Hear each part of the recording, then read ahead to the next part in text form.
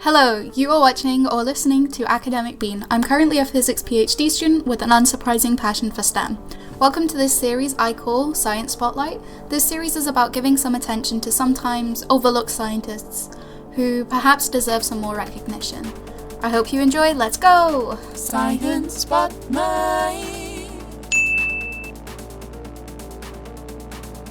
Okay, maybe I'm a bad person, but if I won a lot of money, I don't think my first thought would be to give it all away. But that's what today's video is actually about. The spotlight of science is shining on Jocelyn Bell Burnell. If you're in the physics community, you probably already know who she is. She's not she's one of the more prominent figures in at least active physics. And now Bell Burnell is, at least at time of publication, alive and well. So if by chance you happen to be watching, please feel free to like and subscribe, and thank you for your contributions to science. So yeah, Dame Bell Burnell has received a lot of respect in the physics community. She's been president of the Royal Astronomical Society, she's been president of the Institute of Physics. The award that I'm going to talk about today is one she was awarded in 2018, which was actually for work she did 50 years prior. She was awarded the Special Breakthrough Prize in Fundamental Physics, which, aside from the honour of the award, also gave her $3 million in prize funds, which is about 2.3 million in pounds. Now, to understand why she won this award, we have to go back.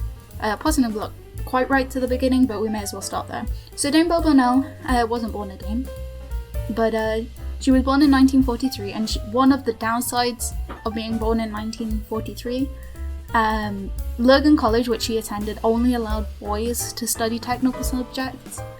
So girls were expected to do cross-stitch, home management kind of courses. And I think this is pretty consistent across the UK for that time.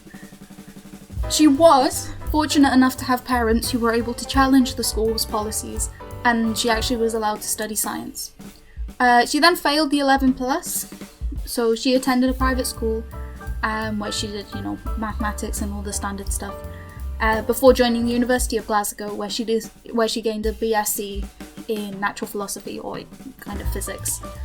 Next, she went on to the University of Cambridge to get her PhD, and during her PhD in 1967, Bell Burnell found evidence of a pulsar on the charts.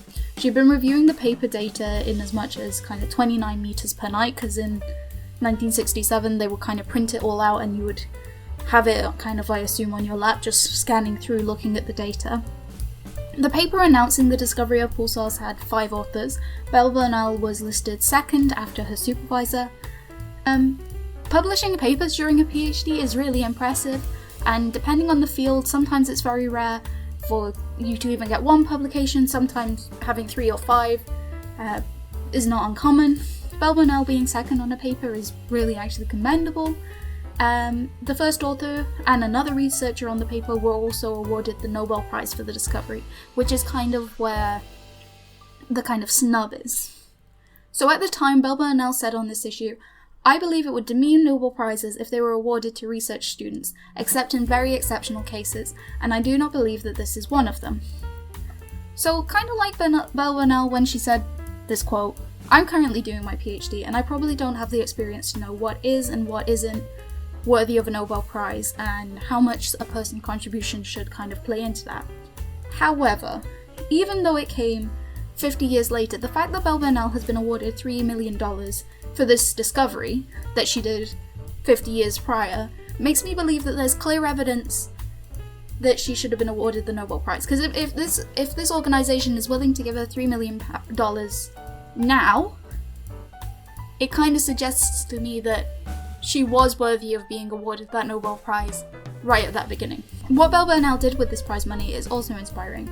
With the money, she set up a fund which can be accessed by students who are not represented in physics. This could be they're a minority ethnicity, this could be they're women, and it's also kind of written into it that it's designed to evolve and reflect on what's being underrepresented at the time that the fund's being accessed. So based on the kind of $3 million, my calculation is that this money could fund as many as like 50 students through their PhDs, how the cost of living goes, but currently around 20 have received funding.